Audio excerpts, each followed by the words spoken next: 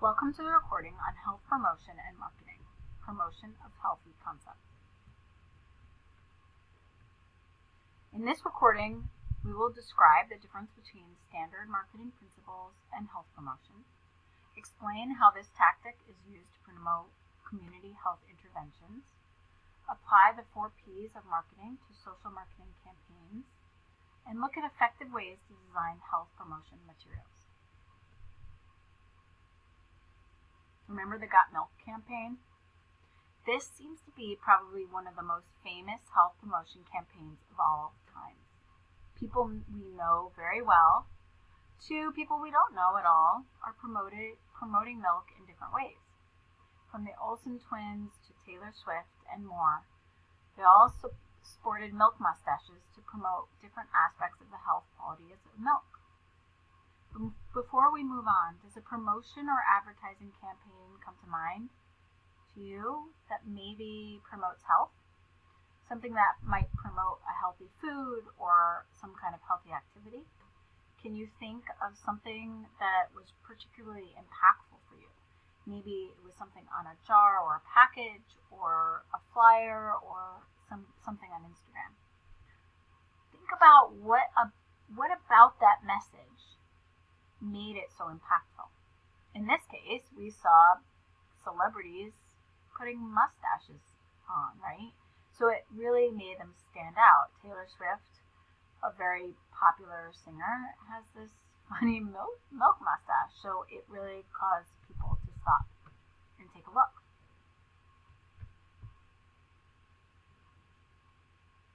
What is marketing? Well, simply put, marketing is the process by which individuals and groups get what they need and want by creating and exchanging products and values with others. The goal for marketing, finding and keeping customers. Health promotion is a little bit different. This is a very particular type of marketing that focuses on health. According to the World Health Organization, health promotion is a type of marketing in which the process of enabling people to increase control over and to improve their health. The World Health Organization really touted this concept of health promotion. In fact, the first international conference on health promotion was held in Canada in 1986. Now they are held yearly. The last World Conference in Health Promotion was in 2016. Due to a response to growing expectations for a new public health movement around the world, this health promotion movement was created. It launched a series of actions among international organizations and governments across the world. The goal ultimately was to achieve health for all by the year 2000 and then beyond. The initial basic strategies for health promotion then were advocate, or to build the factors which encourage health, enable, or allowing all people to achieve health equity, and mediate. Getting some collaboration across all sectors, because if you promote health in one sector and the other sector isn't promoting it, it can be really confusing and almost impossible to achieve. Social marketing weaves the primary ideas of marketing together with the overarching goals of health promotion. Essentially, it's meant to promote ideas and behaviors instead of products like traditional marketing does. So it's really increasing the acceptability and desirability of an idea, practice, product, or all three among a certain group of people. That group is the target population. Where marketing, maybe in a commercial setting or a social setting, is a tool for managing change, in a commercial setting, it's focused on products, and in a social community-based setting, it's usually focused on ideas and behaviors.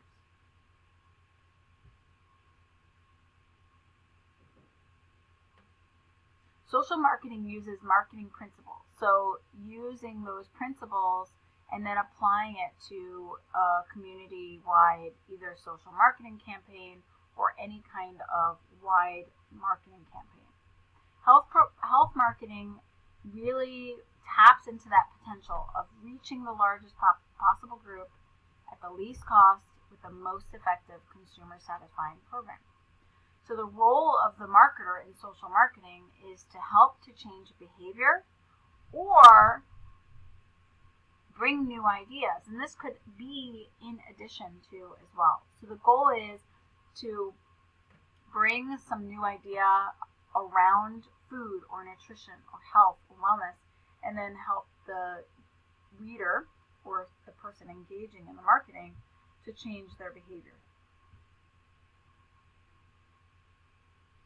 Ideally, social marketing is trying to improve health or prevent injuries, perhaps protecting the environment, contributing to communities. Financial well-being is a part too.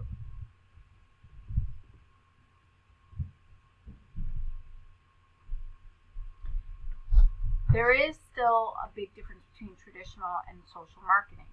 In social marketing, the primary aim is to influence behaviors that will contribute to societal and individual gain.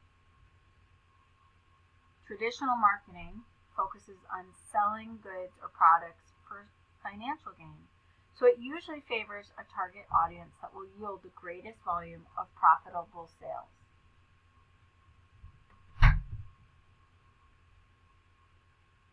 Let's take a look at developing a marketing plan. And the marketing plan is similar if you're going after commercial or social. It outlines steps for achieving specific goals around meeting the needs of the target audience. So you start with the needs and wants. And this often comes in social marketing, often comes from the community needs assessment. What does the community in question want or need? Perhaps it's not even something they even know they want or need yet, but it's clear by the assessment that the community needs it as a whole to benefit the health of the community. What are the benefits? What would the community benefit from with that health marketing or promotion? Would their health benefit? Would they increase their health literacy? Would there be some kind of financial impact? Next, you look at the situation analysis, which basically you're analyzing your potential market. The market are the customers who share life characteristics. It could be all females in the community or all single mothers in the community. It could be elderly men, etc. Once you identify the potential market, then you start to narrow it down and select the target market, or the market you really want to target your marketing plan towards. Perhaps if we take the full market and we start targeting it towards the elderly men, and we want them to come to a community gathering once per month. And so the target market is the specific group that we're targeting towards. Finally, the marketing strategy is the next step. You want to be sure there's a good fit between the goals and the resources as well as the target market. So without knowing your overall strategy and how you're going to implement, you might miss the mark. So you might start doing lots of tweets or social media marketing for the elderly men, and it completely doesn't achieve the goals.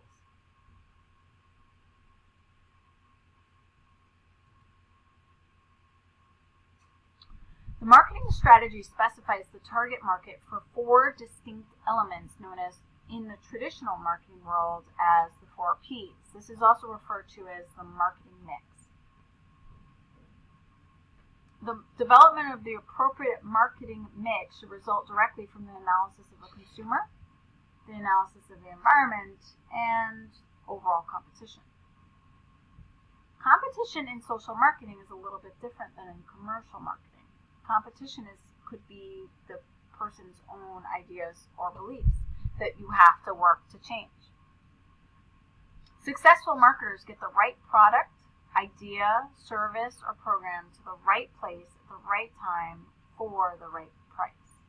So even though you might not be selling something, you're still creating value. Once the marketing strategy is determined, you can move right along into the rest of the marketing plan. Let's take a look at each one of these components separately. So first, you start with the product. Often it's a service too. What does a customer want from the product or service? What needs does it satisfy? In the case of social marketing, this is usually satisfying some kind of idea or behavior change. For price, again, there might not be an actual cost associated, but it's the value of the change suggested. Because we're often referring to an idea or behavior change in this kind of marketing, we're touting the value of the change. Usually that has a lot to do with the benefits or risks associated. Place.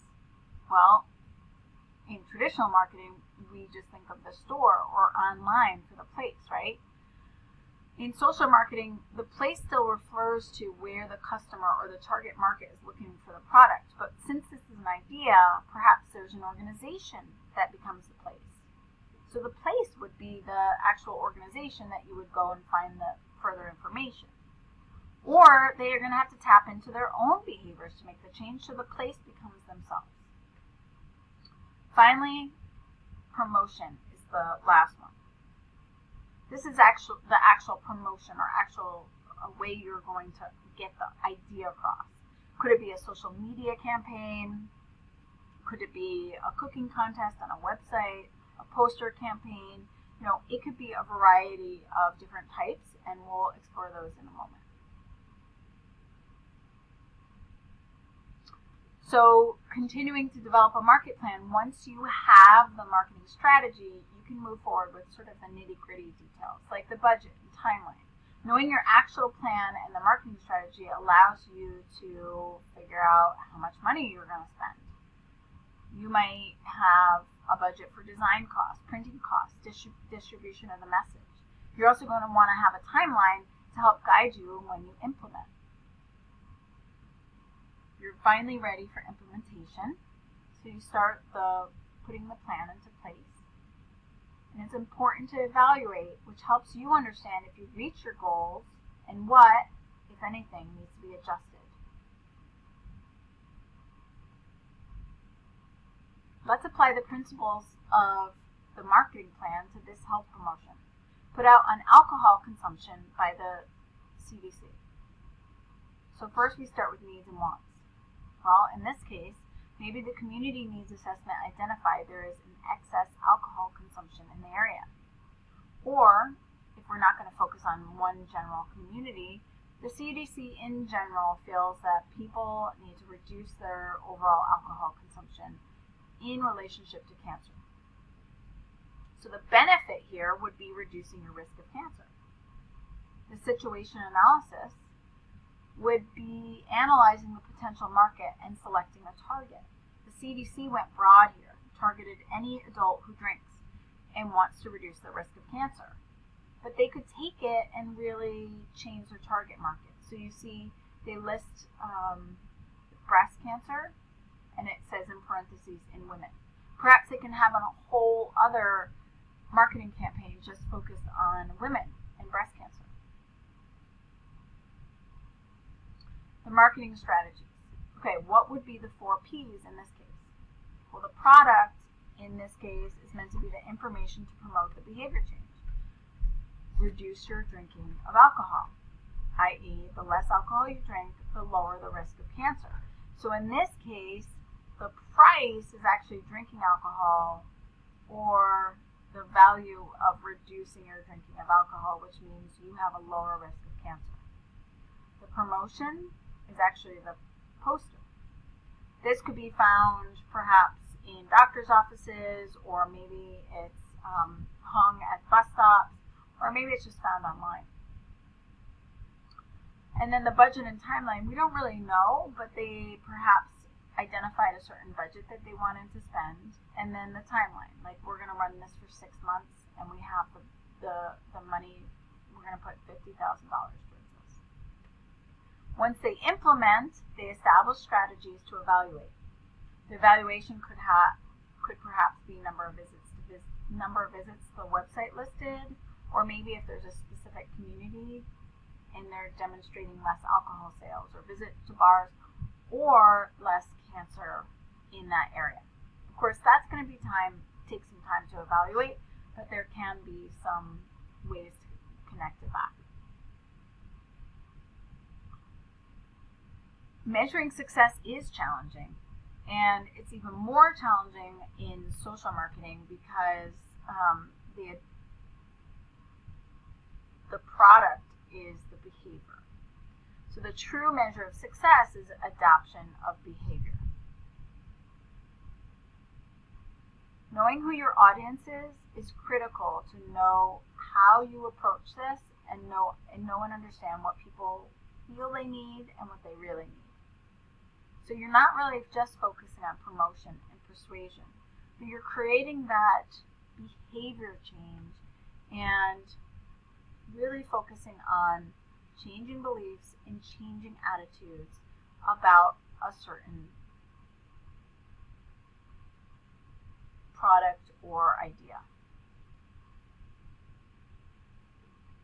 So it's sometimes more important than receiving actual education, because the attitudes and beliefs can really set somebody up. The change in attitudes and beliefs can really set somebody up for a lifetime of a new lifestyle. Let's look at some examples of how you might measure success. So in this case, it's the Eat 5 a Day campaign. So obviously for this would be measuring how much produce is being purchased at grocery stores.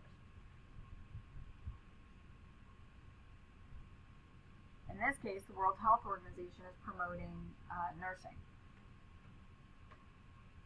This is a very broad, high-level health promotion, but perhaps it's just seeing less doctor visits for infants, reduction in formula country by country.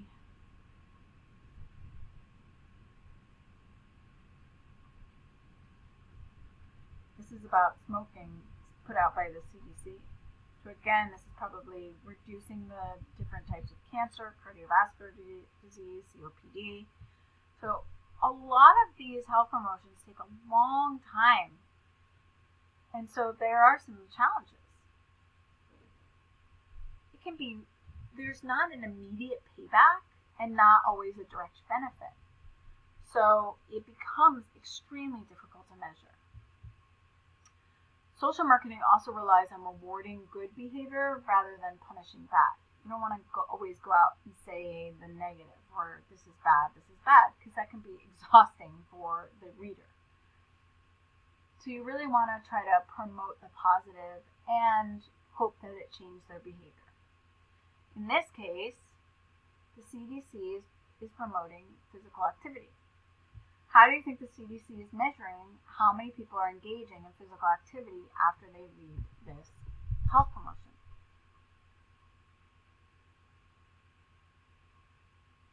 That's a tough one, right? Well, you can see there's a reference to the physical activity guidelines for Americans. And so really what they're doing is tracking year by year how often or how much people are engaging in physical activity. So there's some pretty high-level guidelines within the United States that the CDC continues to track. One might think this is all about education, but as recognized with health promotion and marketing, it's quite a bit different than education. Education focuses on a topic, and you educate on that topic. But there's not as much subtle focus on changing or influencing behavior. So with social marketing and health promotion, the goal is to use subtle cues to influence behavior. It doesn't resolve barriers, and there needs to be a big part of the marketing plan focused on influencing those behaviors. Here's an example. This is almost to the point where it could be a little bit education-like, but they're still trying to just focus on the behavior, like the unhealthy diet, overweight, trying to get people to move. Here's another example. So we focus on community organizations, but there's a lot of companies that are going to promote their product through using health-based promotions as well. In this case, the Wonderful Pistachios, a pistachio company, is focusing on the health benefits of pistachios. They really tout the healthfulness of the nut.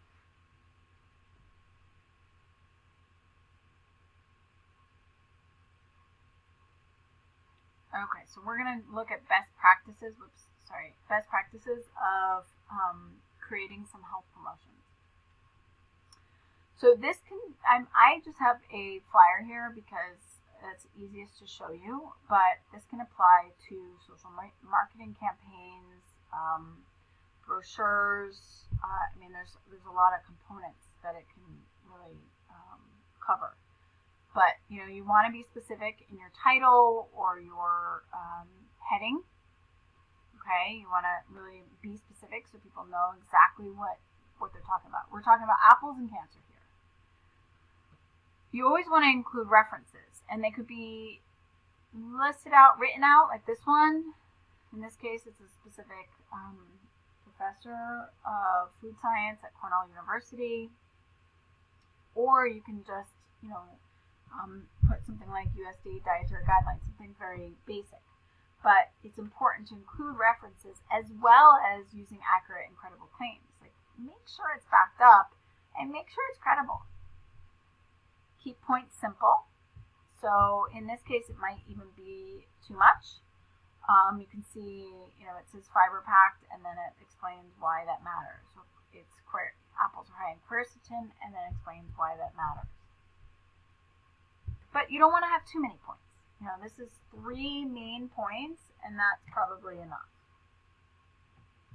You want to represent the company or organization professionally, not just through the logo, but also making the entire media or marketing media be very professional looking. And you want to use very clear and professional images. So let's take a look at another one. I'll let you do this on your own. So pause and then go through and identify each of the components.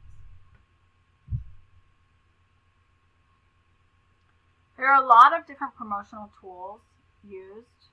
Personal promotion, like networking, can really not only benefit the person but also the business. Media and public events like health and wellness fairs and other public events that really can you can have a face-to-face conversation about the health issue or health topic. And then, of course, graphic and print materials includes both online, social media, as well as print materials like brochures and posters. This concludes the recording on health promotion and marketing.